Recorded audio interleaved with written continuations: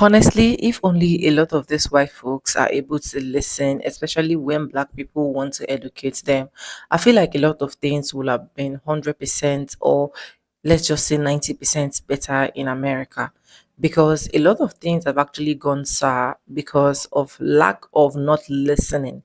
They only want to do what they feel like they want to do. And at the end of the day, it is so sad for you to start hearing from them that the people that enjoy 99% of every single thing that the government have been doing is black folks. And forgetting that one of the things that have eaten deeply into the system is the art of racism, because a lot of them can literally not do without being a racist. That is why you can see a black person just walking in a neighborhood and the white man can walk from 100 miles to come stop him just to ask him if he really does belong in that particular neighborhood. It's quite alarming. And when I actually saw this particular video, especially coming from white folks, where this man was really breaking it into details, what is really the major issue and why my American has literally been stagnant up to date, I said no, I have to bring it down to you guys. Okay, so I want you guys to watch this video and let me know what you think. Credit belongs to original creators of every single clips and stitches we have in our today's episode. If you haven't subscribed and this is the first time you're coming into my channel, please do what, subscribe. My name is Sonia and thank you so much for always coming to support me. Just watch this video and let me know exactly what you think, if what he's saying is true or false. Let's get right into this, guys. Can you imagine living in a United States where racism no longer exists? Can you imagine racism being something that we look at in a museum like an ancient artifact or only read about in history books, instead of being something that we see happening every single day? I know it might seem crazy to think about right now, but almost 20 years ago, many people thought that that day had arrived. When Obama was elected president in 2008, many people said that America had finally entered a post-racial age. They argued that now that the US had elected a black president, race didn't matter as much as it used to, and racism was about to be defeated once and for all. However, these optimistic predictions didn't last long.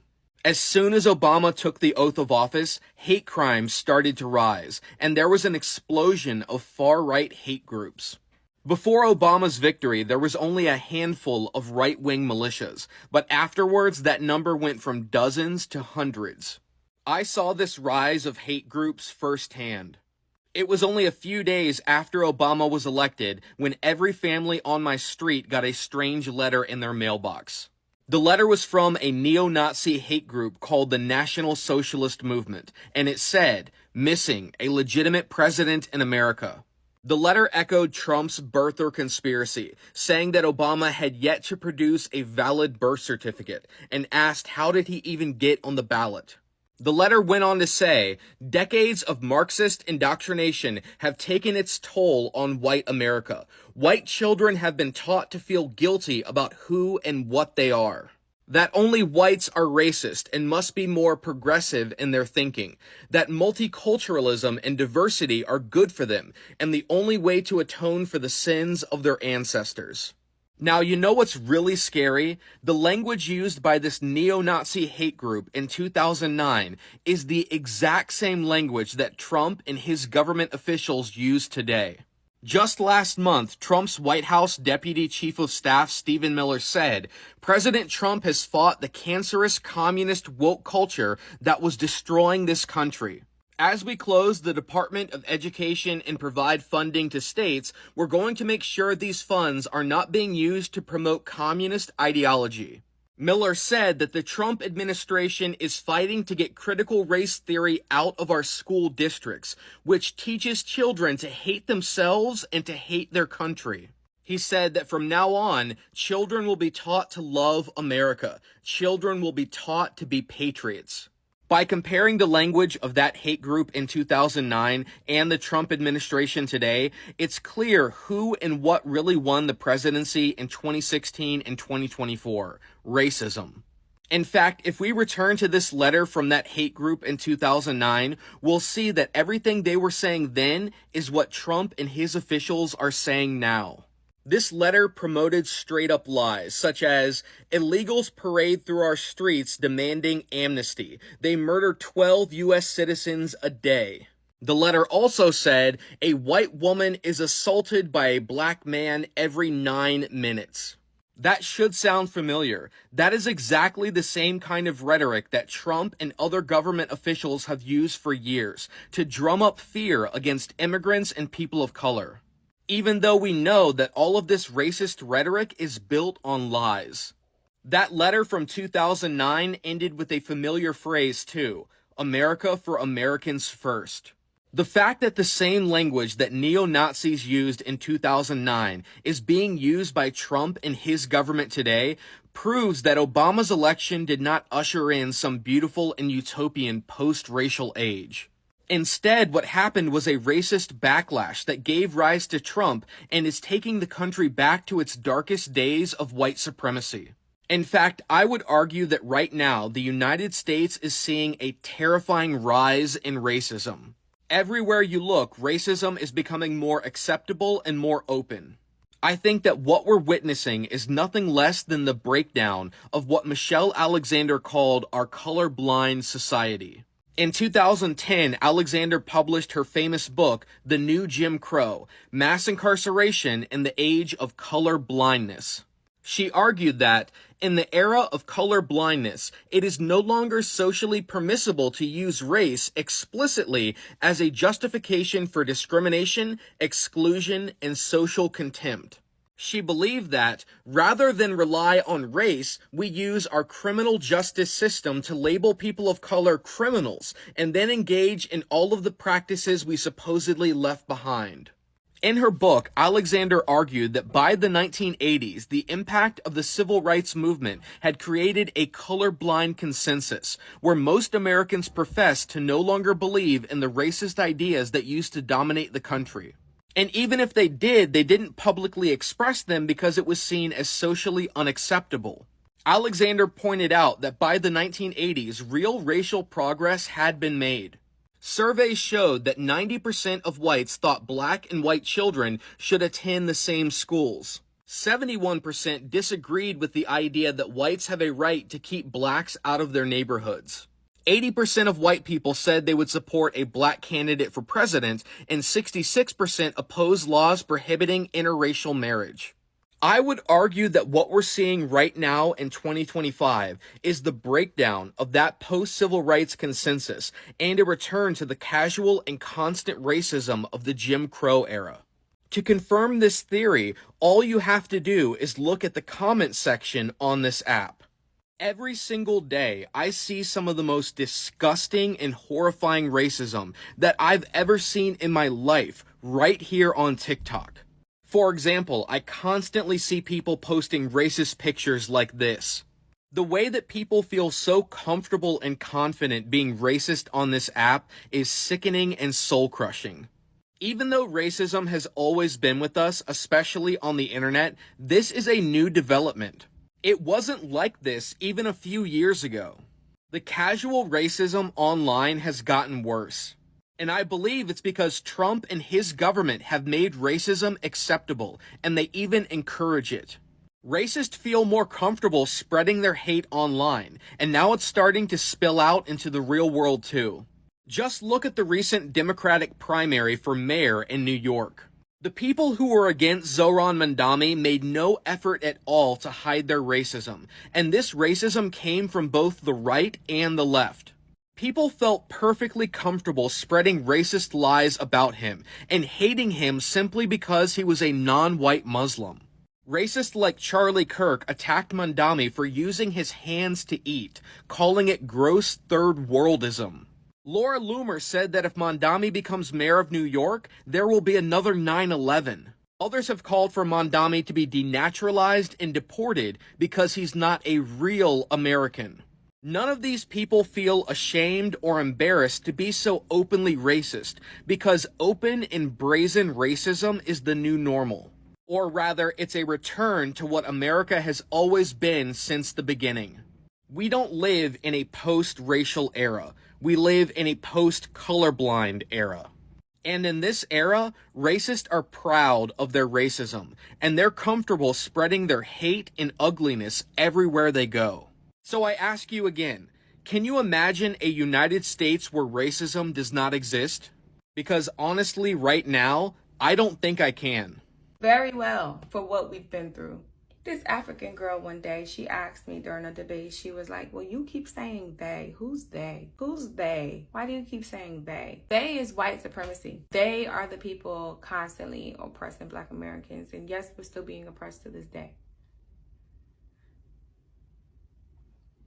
She's like, well, why do you just keep saying they? They. I'm like, she just don't get it. Because it's not a face. If racism stopped with a face, if it stopped with all the slave owners, then we would be in a better place. But it continued on because of a lot of white immigrants coming here and constantly trying to use that racial terror and racial terror to put themselves over Black Americans. America is so racist. How racist is America? America is so racist that when a white guy killed another white guy in the whitest state in the fucking country, people started making threats against historically Black colleges and universities. That's right. A white guy killed a white guy in the whitest state that there is. And the response was to harass and sow fear in the lives of Black students. America is so racist.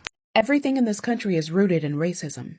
And the fact that people still get uncomfortable hearing that tells you just how deep it runs. You can't talk about education, healthcare, housing without talking about race. You can't talk about who struggles and who survives without talking about race. Because the blueprint hadn't changed, they just stopped calling it what it is. They didn't fix the system, they just found new ways to disguise it.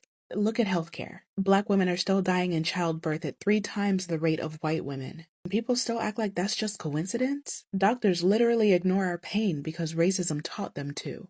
Look at food stamps. Every time the government threatens to cut aid, they flash an image of a Black mother on Fox News or Newsmax or what the hell ever. Even though most people on Snap are white, they know what they're doing, they've been doing it. That's how they turn survival into shame. Also, you'll believe poverty is a personal failure instead of policy. Because if we ever saw how rigged this all is, we would literally burn this whole thing down. See, racism isn't just about hate, it's about money. It's the reason billionaires keep winning. They've convinced white working people that helping anyone else means losing something themselves. So they'll fight against healthcare, they'll fight against food programs, they'll fight against housing, not because they don't need it, but because they told the wrong people would get it first. And while everybody's fighting over crumbs, the rich are eating at the table. Y'all know that, right? See, that's the trick. They built racism so the rich literally never have to lift a finger. We do it for them. And now you got people screaming, "Make America great again," while hospitals close and groceries cost double. And kids can't afford college. You think any of that is by accident? Racism is the perfect distraction. It keeps people too divided to notice who's cashing the checks. They'll have you blaming immigrants for stealing jobs, while corporations send those same jobs overseas for profit. They'll have you mad at the single mom using food stamps, instead of the congressman giving billionaires tax breaks. That's the real con. Racism pays the bills for the people in charge. So yeah, literally everything is rooted in racism. And I talk about it not because I'm obsessed with the past like some of y'all choose to think, but because the past is still paying rent in the present. They built this country on a hierarchy that never got torn down. It just got Wi-Fi and better PR. Racism doesn't just hurt Black people. It keeps this whole country sick, broke, and divided. As long as they make us fight each other, they never have to change a thing. So no, I'm not making it about race. I'm reminding you who made everything else about it first. Wake the fuck up. Ugh. Anyways, welcome back, guys. Welcome back to the channel. And the question is, would these people literally learn to see that this particular thing that has literally been limiting them in one position is still the one keeping them in this position where they are to date? That's the question. And with everything that these other persons have said that you've listened to in the video, do you think that any of them that they are saying, anyone they are saying is wrong? Please, if it is wrong, let me know in the comment section, because our main reason why we are doing this video, I'm sorry, is for us to be able to learn from one another, is to us to be able to study, is to us to be able to know the right from the wrong. So I stand a chance to be corrected. But let's just be honest. One of the things that have literally kept America to this point where it is today is the fact of high racist profile people. And you know, the annoying part is that they didn't even know that this thing is still eating them up to date. They didn't know that this thing is actually backdating them. They didn't know that this thing is actually keeping them stagnant. And that is why they will literally come up here and tell you, oh, I don't see color. I don't see color. We are one. We are one. African Americans, Black Americans, build this country. They built it. But at the end of the day, they can't stand to see a black man in the White House. They can't stand to see a black man sitting on that particular presidential seat. And that is why today I love the fact that if they are crying, I just keep laughing at them, because when will you guys learn to treat every single person as one? When will you guys learn to know that these people that have literally suffered to build this country do not even deserve to be treated the way you guys are treating them? Racism has been one of the things that have destroyed a lot of people, destroyed a lot of things, destroyed a lot of properties. But still, that thing that is taking people to jail, taking people to prison, is still what people is still dealing with till date. And I keep telling myself, one thing I know for sure is that, you see, these white folks, they will never change. Except for some of them that I've literally realized, because I saw a particular white man that according to his video, he was highly racist profile, like very, very high. But he said he come to a point in life, you have to sit down and calculate and tell himself, this thing you're doing, you're causing more harm to yourself than good. And the only way you can help yourself out as an individual is for you to first of all free yourself. That is what he told himself. He said he needed to free himself, because at the end of the day, every single thing he's doing, thinking that it's going to profit him, has never profited him. I just hope a lot of folks can actually learn from this. I just hope they can actually see that there is no gain in bullying someone. There is no gain in making someone feel like he's not worth it. There is no gain in all of that. I just hope they are able to see it on time before it's too late. It's already getting late for a lot of them, but still, some are still blind to it. It's just so painful and it's sad anyways at the same time. But anyways, let me know what you think. Credit belongs to original creators for every single clips and stitches we have in our today's episode. If you haven't subscribed, what are you waiting for? Do subscribe, like this video, drop me your comments, and lastly, do not forget to share for every other person to get this good news. And yes, guys, with that being said, with no further ado, I'm going to say, man, I'll see you guys in my next one. I want to say a very big thank you to every single one of you subscribing, dropping commentaries, liking my videos, and also sharing. I do not take you guys for granted. You guys are absolutely the best. Anyways, with that being said, for the last time, I'm going to be saying, and I'll see you guys in my next one. For now, bye guys. I love you guys. Mwah.